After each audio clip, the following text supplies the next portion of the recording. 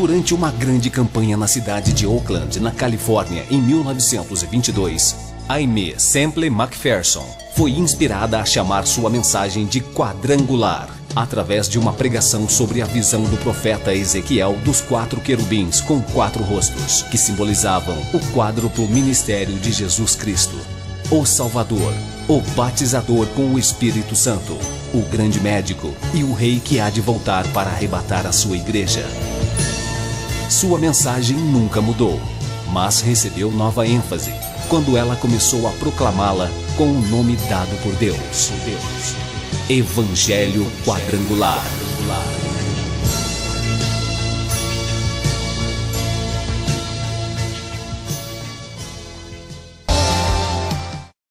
Na segunda carta aos Coríntios, capítulo 12, do verso 7 ao 10, o apóstolo Paulo escreve: e para que me não exaltasse pelas excelências das revelações, foi-me dado um espinho na carne, a saber, um mensageiro de Satanás, para me esbofetear, a fim de não me exaltar, acerca do qual 3 vezes orei ao Senhor, para que se desviasse de mim, e disse-me: a minha graça te basta, porque o meu poder se aperfeiçoa na fraqueza.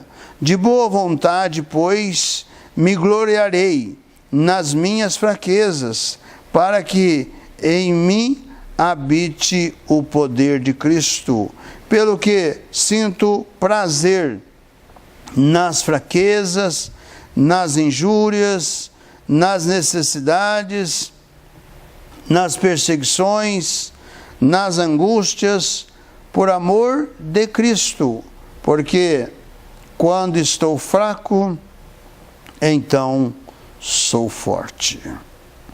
Neste capítulo de número 12, o apóstolo Paulo está falando sobre a visão celestial que ele teve e também sobre o espinho na carne. Paulo declara que conhece um homem em Cristo que há 14 anos, se no corpo, não sei, se fora do corpo, não sei, Deus o sabe, foi arrebatado até ao 3º céu. E sei, diz Paulo, que tal homem, se no corpo, se fora do corpo, não sei, Deus o sabe, foi arrebatado ao paraíso e ouviu palavras inefáveis de que ao homem não é lícito falar. De um assim, diz Paulo, me gloriarei eu, mas de mim mesmo não me gloriarei, senão nas minhas fraquezas. A revelação que o apóstolo Paulo teve foi de tamanha glória que ele não podia se colocar como ele, apóstolo Paulo, que teve esta visão. Ele faz menção a um homem, e este homem era ele mesmo, que teve esta experiência gloriosa num arrebatamento ao paraíso. Foi arrebatado ao paraíso e ouviu palavras inefáveis que ao homem não é lícito falar. Foi gloriosa esta experiência do apóstolo Paulo, E em consequência disto, foi-lhe colocado um espinho na carne, que esse espinho na carne comunica a ideia de dor, de aflição, de sofrimento, de humilhação, ou até mesmo de enfermidades físicas, mas não a de tentação para pecar. Essas são algumas concepções que se tem a respeito do espinho de Paulo, e por isto permanece indefinido a respeito deste espinho da carne. Mas o próprio apóstolo Paulo, ele faz aqui a colocação, nesses versículos que lemos, que havia uma motivação para este espinho na carne. A motivação era para que ele não se exaltasse, para que ele não se gloriasse, porque, caso contrário, ele não estaria preparado para tudo o que ele tinha que passar. Por isso que ele mesmo declara que orou 3 vezes.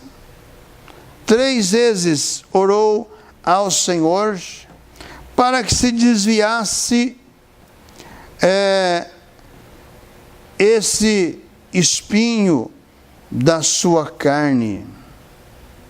Porque em decorrência desse espinho na sua carne, diz Paulo que havia um mensageiro de Satanás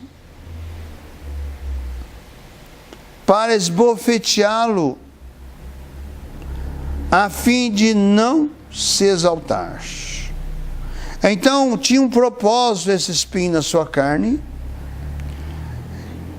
e ele era esbofeteado por um mensageiro de Satanás, para não se exaltar. Ou seja, ele estava passando por muitas lutas, por muitas adversidades.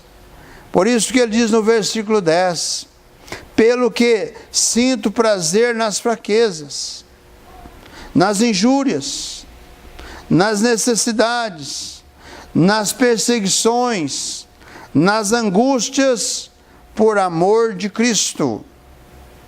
Porque quando estou fraco, então sou forte. Então havia uma motivação para este espinho na carne, para que ele pudesse enfrentar todas as suas agrúrias dentro do seu ministério. Ou seja, uma forma que Deus, Cristo, o preparou para cumprir aquilo que estava designado a ele realizar. Paulo foi o apóstolo entre os gentios para anunciar a Cristo, Cristo ressuscitado, Cristo vivo. E aonde o apóstolo chegava, ele trazia uma mensagem poderosa, uma mensagem em que os líderes religiosos, os judeus da época, eles ficavam abalados pela mensagem que o apóstolo trazia. No capítulo 13 do livro de Atos,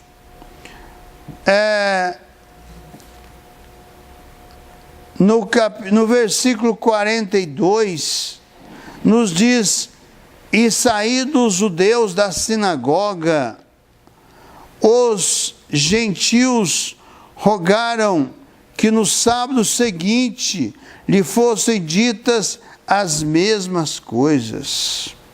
Ou seja, sempre que Paulo chegava em uma cidade, eles iam para a sinagoga, porque na sinagoga era onde se reunia para não só falar pela lei de Moisés, mas também para falar sobre a fé, as religiões. E Paulo ia à sinagoga exatamente para falar de Cristo. Aqui no versículo 38 do capítulo 3 de Atos diz: seja-vos, pois, notório, varões e irmãos, que por este se vos anuncia a remissão dos pecados, e de tudo que, pela lei de Moisés, não pudesse ser justificados, por ele é justificado todo aquele que crê. Essa foi a mensagem que Paulo levou ali na sinagoga, que a lei de Moisés, ela era incapaz para justificar alguém, mas Cristo e a fé em Cristo, a aceitação de Cristo, era poderoso para ser justificado todo aquele que crê. Essa é a mensagem que Paulo levava na sinagoga.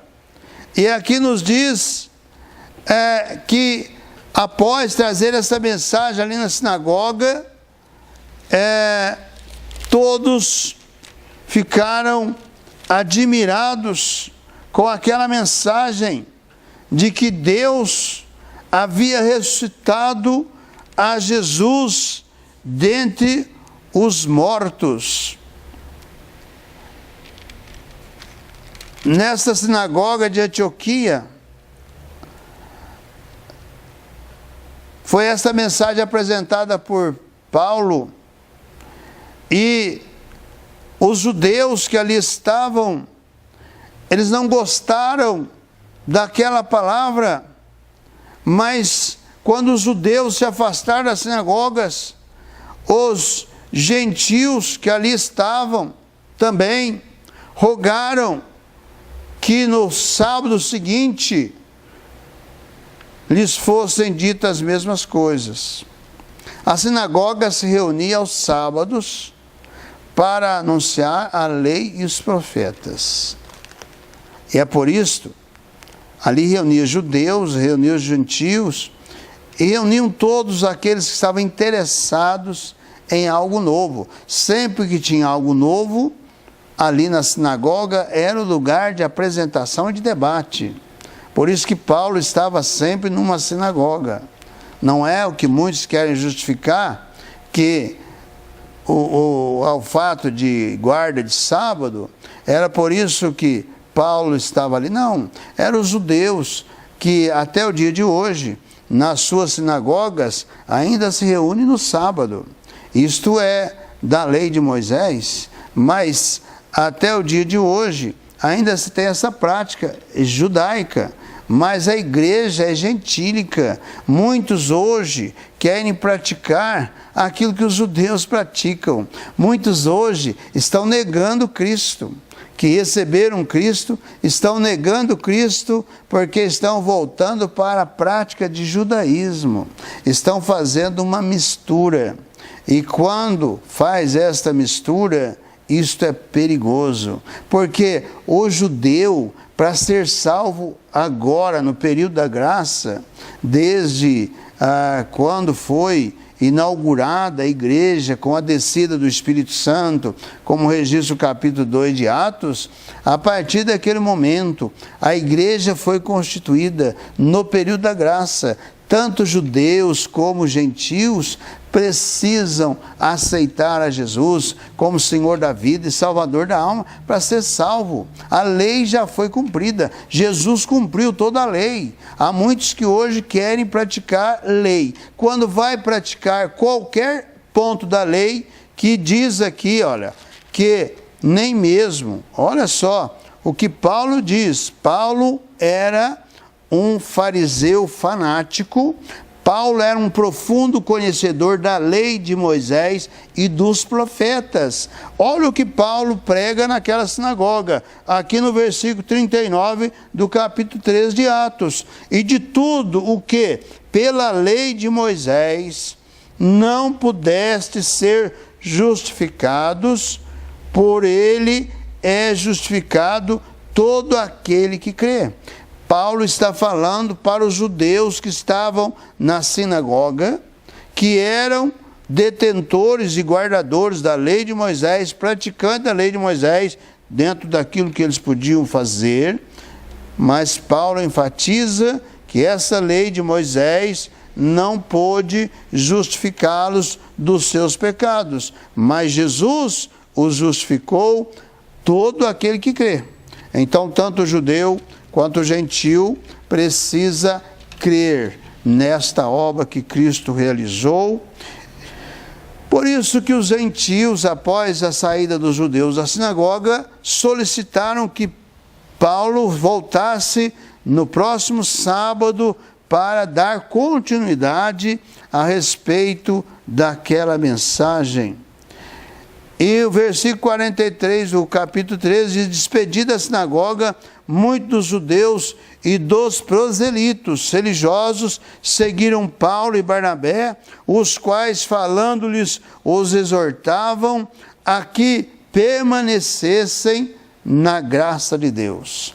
Agora não é para permanecer na lei, permanecer na graça de Deus. Até o dia de hoje é necessário permanecer na graça de Deus. Aqueles que não permanecem, que voltam para trás, esses saem, perdem a graça de Deus. E diz o versículo 44, e no sábado seguinte, ajuntou-se quase toda a cidade a ouvir a palavra de Deus. Então, os judeus, vendo a multidão, encheram-se de inveja e, blasfemando, contradiziam o que Paulo dizia.